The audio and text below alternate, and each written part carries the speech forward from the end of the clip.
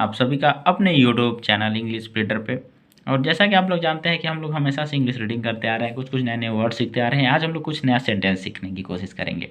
जो शुरू से सीख रहे हैं, जो गाँव से आ रहे हैं लड़के, जो यूट्यूब पर वीडियो देख रहे हैं और सर्च कर रहे हैं, इंग्लिश सीखना चाहते हैं, वो उनके लिए भी है। हम लोग इसका उच्चारण भी लिखते हुए चलेंगे, सबको लेकर चलेंगे एक साथ सीखना है, एक साथ आगे बढ़ना है। ठीक है, तो चैनल को सब्सक्राइब करना और वीडियो को अंत तक जरूर देखना।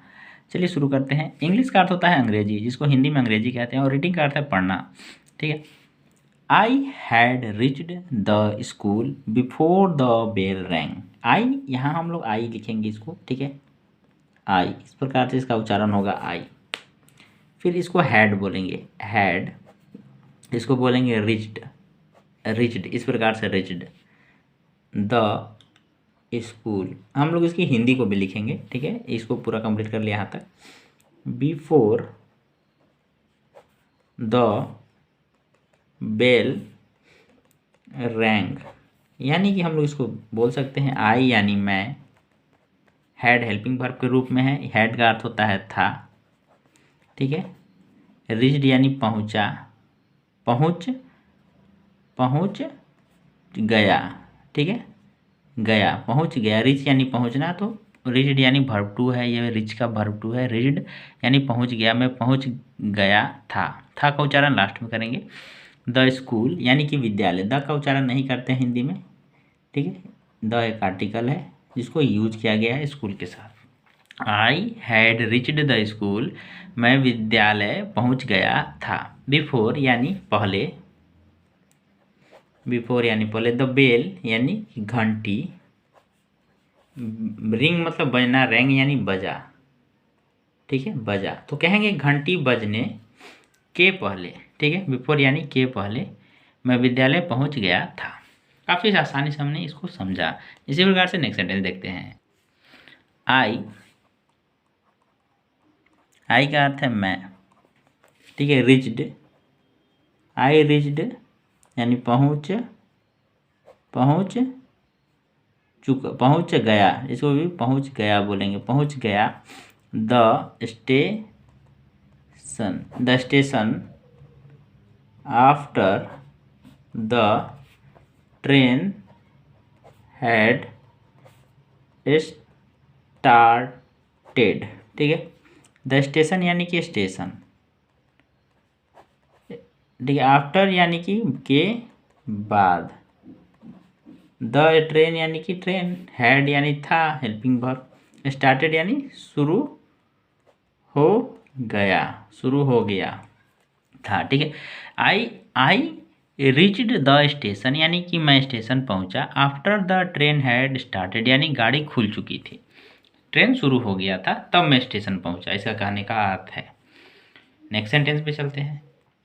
When they left the sun had set, इसको लिखेंगे when they left the sun had set, कह सकते हैं जब वे, लेफ्ट यानी गए, ठीक है, छोड़कर, द सन यानी कि सूर्य, हैड यानी कि था, अस्त, सेट का अर्थ है अस्त हो जाना, अस्त हो चुका था। ठीक है, जब वे गए तो सूर्य अस्त हो चुका था।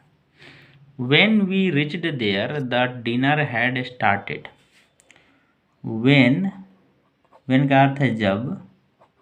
ठीक है, we reached there, the dinner had started, यानी कि जब मैं, हम, वी यानी हम, रिच्ड यानी पहुँचे, देयर वहाँ, द डिनर यानी कि दावत, हैड यानी था, स्टार्टेड यानी शुरू हो चुका, शुरू हो चुका था। ठीक है, इसी प्रकार से नेक्स्ट सेंटेंस देखेंगे। The patient had died before the doctor came. The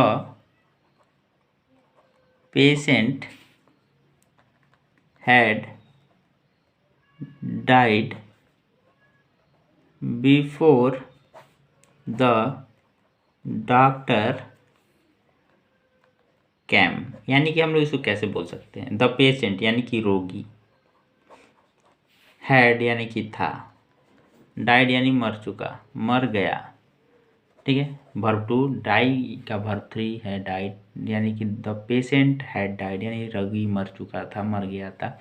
before यानी पहले, द डॉक्टर यानी कि चिकित्सक, डॉक्टर का अर्थ है चिकित्सक, कैम यानी आया, ठीक है। तो डॉक्टर के आने के पहले यानी चिकित्सक के आने के पहले ही, बिफोर द डॉक्टर कैम यानी कि चिकित्सक के आने के पहले, द पेशेंट हैड डाइड रोगी मर चुका था।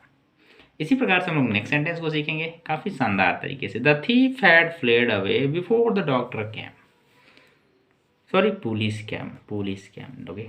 The thief had fled away before the police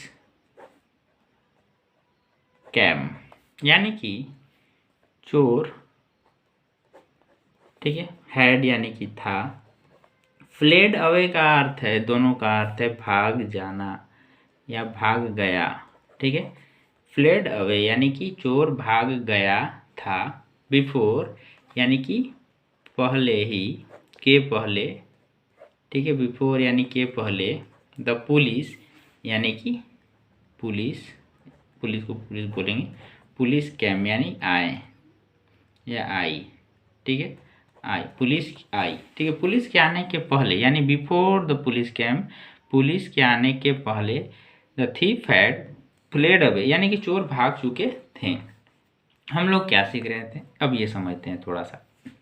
हम लोग सीख रहे थे पास्ट परफेक्ट टेंस से रिलेटेड ये सारे सेंटेंसेस थे। कैसे, हम लोग जानते हैं पास्ट परफेक्ट का नियम है subject plus had plus verb 3। अब ये सेंटेंस कैसे बना, the thief had fled away यानी कि चोर भाग चुका था। ये है हमारा चुका चुकी हो तो पास्ट परफेक्ट टेंस कहते हैं, और था हो तो पास्ट परफेक्ट टेंस, चुका था चुकी थी रहे तो पास्ट परफेक्ट टेंस। इतने से बना the thief had fled away यहाँ तक। अभी बिफोर लगाकर जोड़ा गया द पुलिस कैम, यानी कि पुलिस के आने के पहले जो दो घटनाएं घटी ना यहाँ पे, एक पुलिस का आना यानी पुलिस के आने, ठीक है, पुलिस के आने के पहले, तो इस घटना को हम लोगों ने सिंपल पास्ट टेंस की हेल्प से बनाया, यानी कि the police came verb 2 use किया।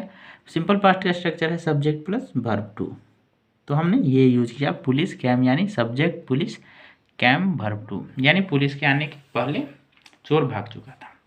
अगर आपको समझ में आया तो चैनल को सब्सक्राइब करना, शेयर करना, कमेंट करना, लाइक करना चाहिए।